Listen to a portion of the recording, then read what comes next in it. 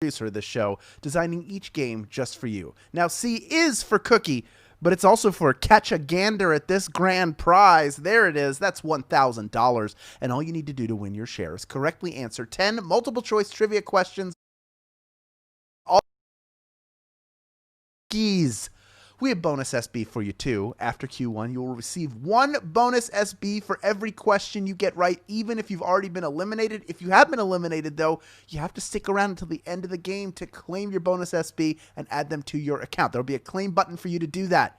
If you win the game, however, you will get those bonus SB that you earned during the game automatically added to your winnings. No claiming necessary. The game is fresh baked and ready to be served to your phone, so let's get the comments off of your screen and get right into your warm-up. Here's question number 1. What children's show features a character named Cookie Monster? Is it Daniel Tiger's Neighborhood, Caillou, or Sesame Street? Where would you find Cookie Monster? When you're in a cookie-eating mood, you identify heavily with this blue, googly-eyed monster who can devour a plate of cookies in seconds flat. Cookie Monster is his name, and he's on Sesame Street. Sesame Street is his show. C is for Cookie. I even referenced him earlier. That is his song. C is for Cookie. That good enough for me. But folks, I already see the scant number of you who got out have come back in. My stragglers are in here, so let's move on to the bonus SB portion of this game. I have 1 bonus SB if you can correctly answer question number 2. Here it is.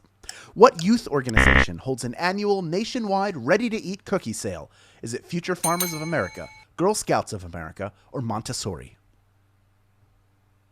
Who's behind that famous cookie sale? It's a drive, really. You know what it's like during that time of year, right? No matter where you go, there they are, sitting at a table and enticing you, armed with a table covered in boxes of Girl Scout cookies. They're the Girl Scouts of America. Pretty much everybody knows that one, too. What is your favorite? And, you know, there are 2 different bakeries, so they're named different things based on which bakery you get them from. So there's Caramel Delights, but also Samoas. They're the same cookie, but they taste different because different bakeries. Anyway, I love Thin Mints. Our next question is worth 1 bonus SB if you get it right. Here's question number 3. Oatmeal cookies often have what fruit inside them? Is it raisins, mango, or papaya?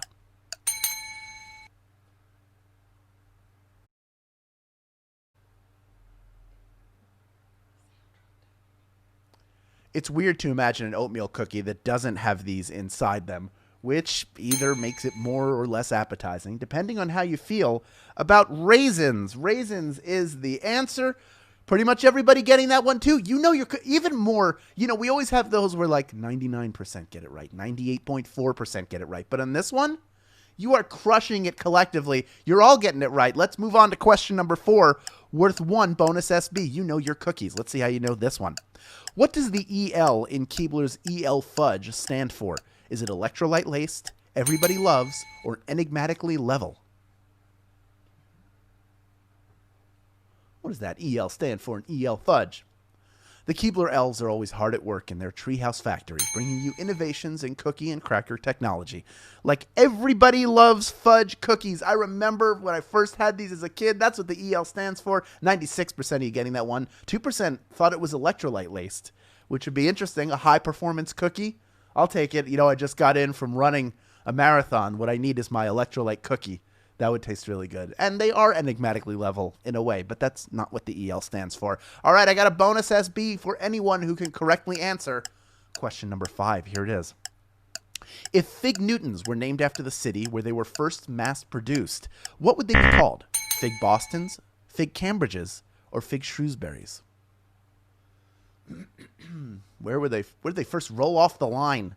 The Kennedy Biscuit Works named their products after nearby towns, but this Philly-invented cookie first rolled off the lines at the F.A. Kennedy Steam Bakery in Cambridge. Cambridge, Massachusetts is the answer. 26% of you getting that one right. It is a Philadelphia cookie. That's where they invented not only the jam, but the process by which they put it into the cookie. Then it was snapped up by the Kennedy Biscuit Works, and then made it to Cambridge. That factory, that bakery, in fact, is a historic landmark.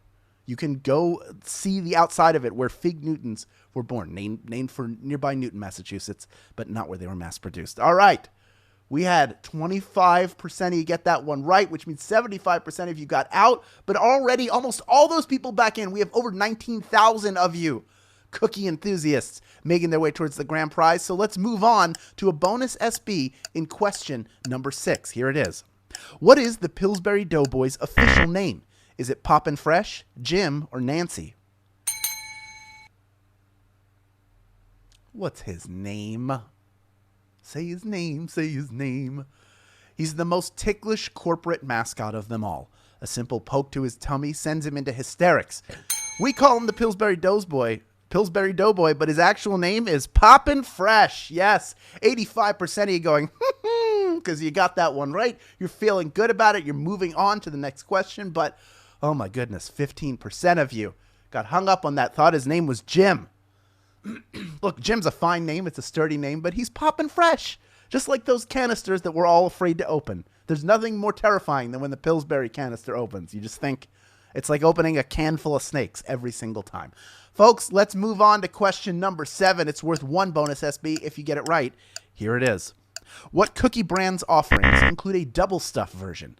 Is it Nilla Wafers, Dunkaroos, or Oreo? Who makes those double stuff cookies? The name for these cookies comes from the Greek word for mountain and is believed to reference an earlier bumpy version of the Oreo. Oreo is the answer. That's how you get the double stuff, the big stuff, the triple stuff, the mint flavor. Just give me all your Oreos. I will take them. And so will 99% of you, apparently. Pretty much everyone getting that one right, which is just what I love to see. You are zooming through this game at light speed. So let's move on to a bonus SB in question number 8. Here it is. Based on what he did before his cookies took off, what could Wally Amos have named his company? Famous Amos Cookies and Talent Agency, Famous Amos Cookies and Injury Law, or Famous Amos Cookies and Real Estate?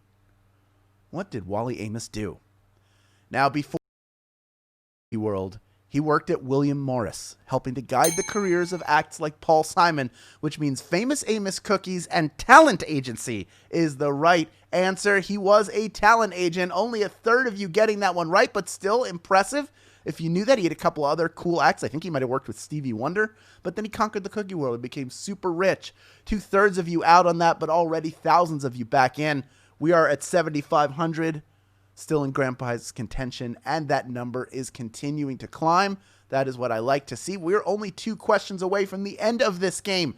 So let's move on to our second to last question. It is worth 1 bonus SB if you get it right. Here it is.